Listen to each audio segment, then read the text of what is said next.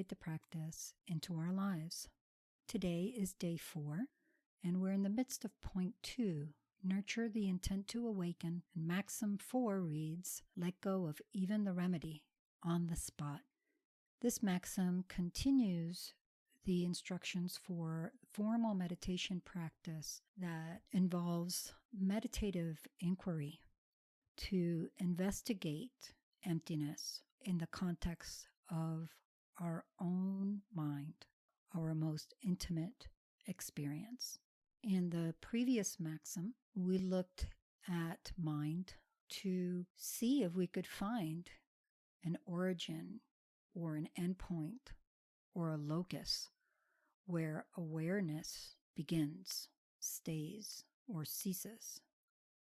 If we find that location, that's great. Dig deeper, investigate. Where is that location? Where did it start? Where does it end?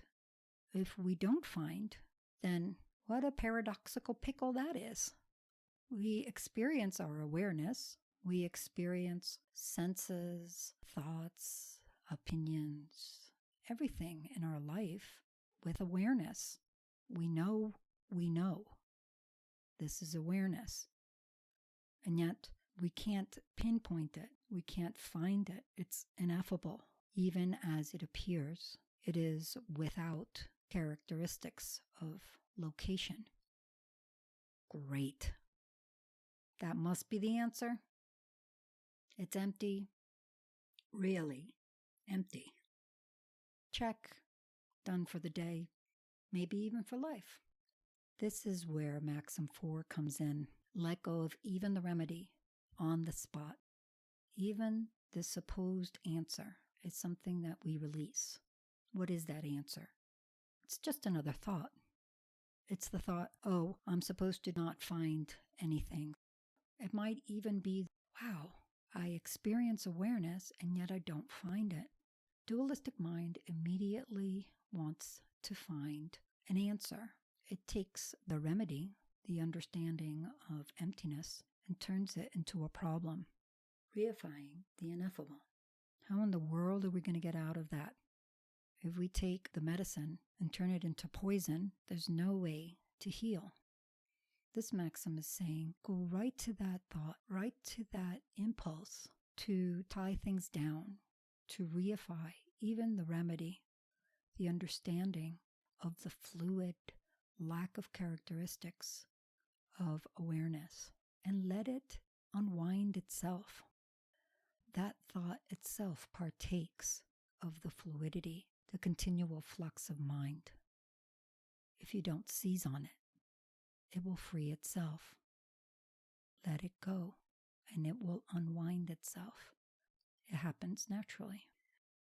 Meditative inquiry allows us to have an experiential insight through our own examination and investigation, not only because the Buddha said so, however wonderful and wise the Buddha is. The Buddha himself says, don't just take what I say because I said it, but burn, cut, and rub it like a goldsmith testing gold ore. This process of meditative inquiry is the heart of integrative Dharma practice that takes the teachings and burns, cuts, and rubs at it until we are certain it's gold. We have that clear knowing out of our own experience in this inner dialogue with the teachings that is 24-karat confidence. That allows us to bring intrepid power into our everyday life. This confidence starts to percolate and seep into our view so that we continually heal the habit of seeing things as existing truly in the way they appear, and eventually transforming that view, ultimately transcending it in all views altogether. Lama Zopa will guide us in a practice of meditative inquiry on this maxim. Meditative inquiry is a dance. We explore, analyzing experientially till a sense of knowing right in the body. An epiphany of visceral clarity arises. Or it doesn't. Either way, we rest in the clear knowing or in simply knowing that we need to pause. Then we do it again. Explore, know, rest, repeat. This is your dance, your pace, your rhythm. Pause recording at any time and linger wherever you wish.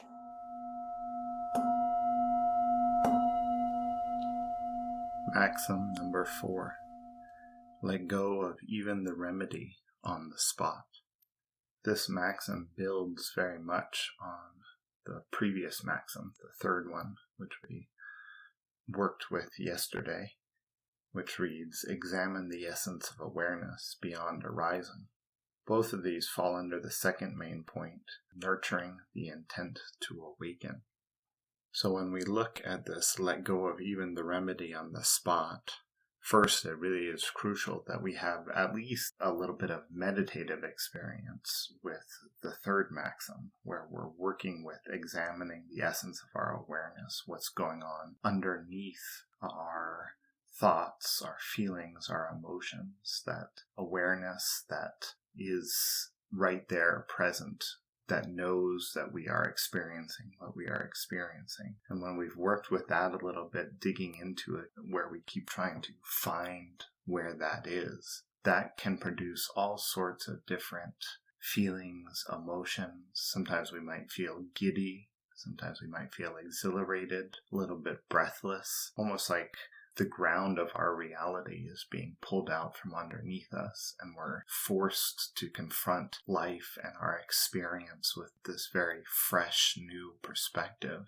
All of this can be quite exhilarating, of course, but we have a very strong habit of trying to pin things down, trying to make sure that we're competent, that we know how to approach things, that we've got it sorted out. Recognizing this fourth remedy steps in and recognizes our habit of trying to solidify what is essentially fluid, what moves and keeps going. It recognizes that this habit of ours, where we try to pin down, be in the know, is exactly the problem, or at least part of the problem.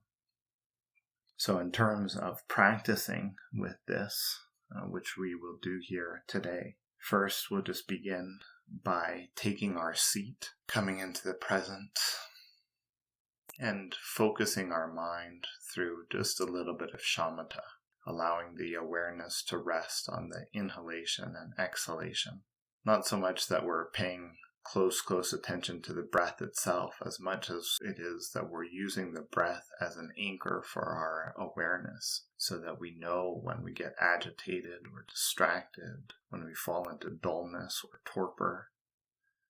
So we want to find that sweet spot of mind where we're just very aware, clear, vivid, present, not following after thoughts, but also not blocking them. Just resting in that sweet spot of awareness. So let's ground and settle in that before we move into working with this maxim.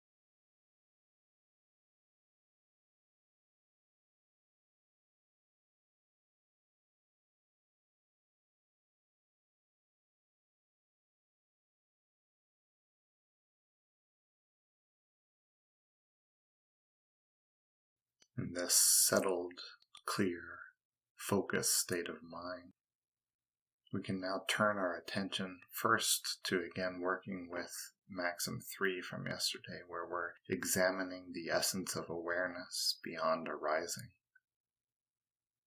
Again, this means that we just simply look at our experience. We look at our thoughts, our feelings, our emotions, whatever it is we're experiencing right now in this moment. And don't focus on the feeling or the emotion, but examine the essence of awareness. This is a subjective, personal examination, not where you're thinking about it, but you're just digging into it. So spend a minute or two, again, just looking at whatever comes up, particularly getting to that essence of awareness, almost like we're peeling back layers of what appears to mind, what appears to our consciousness, trying to get to the awareness. See where that leads you.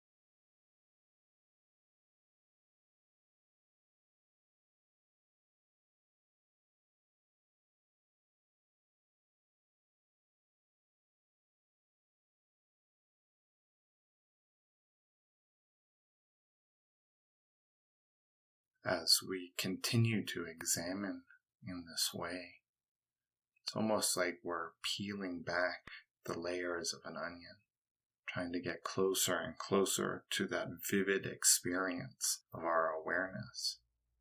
And of course, we're experiencing it, and yet we can't pinpoint it. It's there, we're experiencing it, but it can't be found. Oh, what a paradox.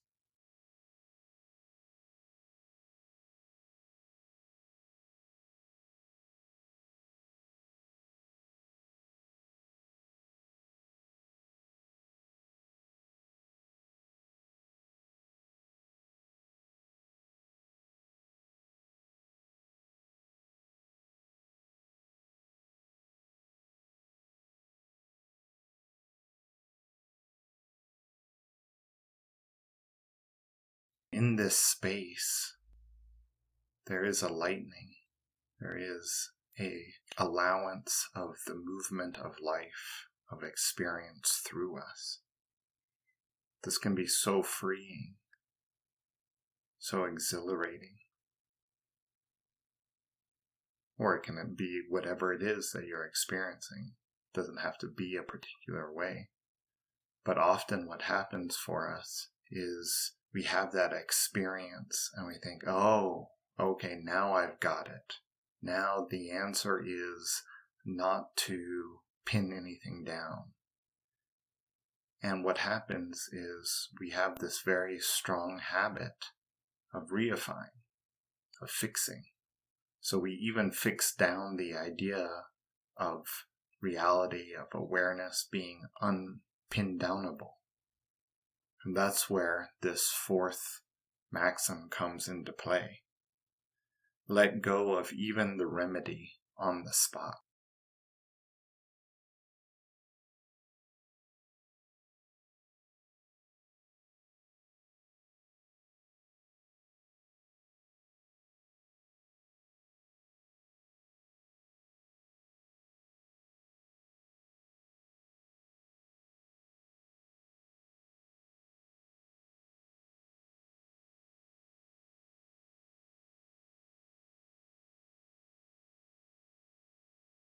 So as we're practicing in this moment, when you feel that, and you can feel that shift into trying to hold things steady, having a fixed point of reference. So instead of doing that, whenever we recognize that, we can let go of even the remedy. We can let go of even this idea that we have it figured out. And again, just keep resting. Go into that groundlessness. So let's practice like that.